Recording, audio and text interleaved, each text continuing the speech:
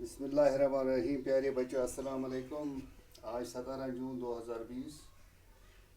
آج میں 7ویں جماعت کے طلباء اور طالبات سے مخاطب ہوں. جو سبق آج ہمیں پڑھنا ہے وہ سری نگر سے کارگل تک ہے. اس کا آخری پیراگراف اور اس کے چند سوالات ہیں جو میں نے بورڈ پر لکھے ہیں. یہ میں آخر پر آپ کو دہراؤں گا. یہ سوالات پہلے ہم آخری پیراگراف پڑھیں گے. بسم اللہ. کارگل کا قصبہ نباتات کی وجہ سے صحرا میں نگلستان کی طرح دکھائی دیتا ہے. کارگل کے بیچوں بیچ بہنے والی صاف شفاف پانی کا دریائے سورو اس مقام کی قدرتی خوبصورتی میں اضافہ کرتا ہے.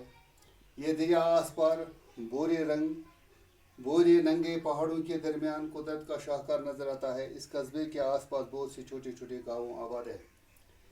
ان دیہات میں رہنے والے لوگوں کو عام ضروریات کی چیزیں حاصل کرنے کے لیے کارگل ہی آنا پڑتا ہے. ملک اور بیرون ملک سے آنے والے سیاحوں کے لیے بھی یہ جگہ باعث کشش بن گئی ہے. کئی سرکاری دفاتر، فارمز اور ہوائی اڈہ کی تعمیر اور دیگر وجوہات کی بنا پر کارگل کی اہمیت میں دن دگنا رات چگنا اضافہ ہو رہا ہے. پیارے بچوں، آج کی وافر فراہمی سڑکوں کی تعمیر اور مقامی پیداوار میں اضافے نے یہاں کے لوگوں کی ان تکالیف کو کافی حد تک ازالہ کیا ہے جن سے انہیں ماضی میں دوچار ہونا پڑتا ہے. کارگل میں ہندو مسلمان آباد ہیں. بودھ اور مسلمان آباد ہیں. ان کا لباس اور رہن سہن ایک جیسا ہے. یہاں کے لوگ بودھی پورکی اور بلتی بولتے ہیں.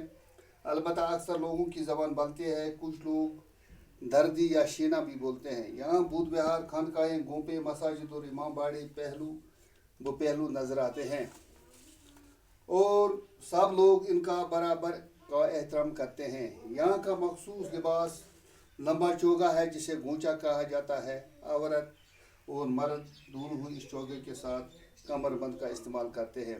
ملک کے دیگر حصوں کے ساتھ میل جول اور ثقافتی اثرات تحت نوجوان جدید یورپی انداز کے لباس مثلاً پتلون، کوٹ، جیکٹ اور جینز پہنتے ہیں. لیکن پھر بھی لوگ مذہبی، تہذیبی اور ثقافتی قدروں کا لحاظ رکھتے ہیں. پیارے بچوں، یہ سب جو اس طرح آج کمپلیٹ ہو گیا، اس طرح آپ کو کارگل اور دراس اور اس علاقے کے بارے میں پتہ چل گیا ہے. ان لوگوں کا رہن سہنا کیسا ہے، جغرافی حالات کیسے ہیں، ان کی زبان کیا ہے، ان کا لباس کیا ہے، یہ آپ کو پتہ چل گیا. اب آخر میں جو کچھ سوالات ہمیں رہ گئے تھے ان میں تلاش کیجیے اور معنی معلوم کیجیے. محاورے تلاش کیجیے. اس سبق میں کچھ محاورے ہیں، ان کو ہمیں تلاش کرنا ہے اور ان کا معنی لکھنا ہے.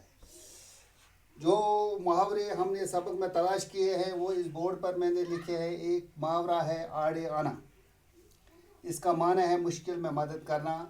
دوسرا ہے آپا داپی پڑھنا. اس کا معنی ہے اپنی اپنی فکر میں لگنا. اور ایک ہے باغ باغ ہونا. اس کا معنی ہے خوش ہونا. تو اور ایک ہے پانسا پلٹنا، وقت بدلنا. اور ایک ہے تصویر بن جانا، حیران ہونا، خاموش ہونا. آخر پر لاسٹ پر کچھ الفاظ ہیں جن کا معنی جن کو با لگا کر ہمیں الفاظ بنانے ہیں. 5 الفاظ. مثال کے طور پر با پلس مانے ہو بن گیا با مانے. اسی طرح با پلس شور ہو بن گیا با شور. اسی طرح با پلس حشم بن گیا با حشم. اسی طرح با پلس ادب بن گیا با ادب. اسی طرح با پلس وفا بن گیا با وفا. اسی طرح با پلس رونق بن گیا با رونق. یہ 5 الفاظ بن گئے با مانا، با شعور، با چشم، با ادب، با وفا، با رونق. آخری سوال ہے درجہ ذیل واحد کے جمع اور جمع کے واحد لکھیے. واحد کے جمع اور جمع کے واحد لکھیے. شاہراہ شاہراہیں، ذریعہ ذرائع، یہ جمع ہے اس کے. خطہ خطے، فصل فصلیں، کرن کرنیں، قصبہ قصبے، وجہ وجوہات، مسجد مساجد، تکلیف تکالیف، مصیبت مصائب، فائدہ فوائد. یہ واحد کے جمع تھے. پیارے بچوں، اس طرح سے یہ آج کا سبق मुकम्मल हो गया, इसके सवालात भी मुकम्मल हो गया। उम्मीद है कि आप घर में बैठकर आराम से बैठेंगे, अपने आप को अच्छी तरह रखेंगे, क्योंकि आजकल जो ये कोरोना का ये वबा चल रहा है, इससे अपने आप को बचाएं, मास्क पहने और अपने हाथ दिन में 4-5 बार साबुन से धोएं। साफ़ सफाई का खास ख्याल रखें, अपने घर वालों को भी बोलें। अस्सलाम वालेकुम वरहमतुल्लाह।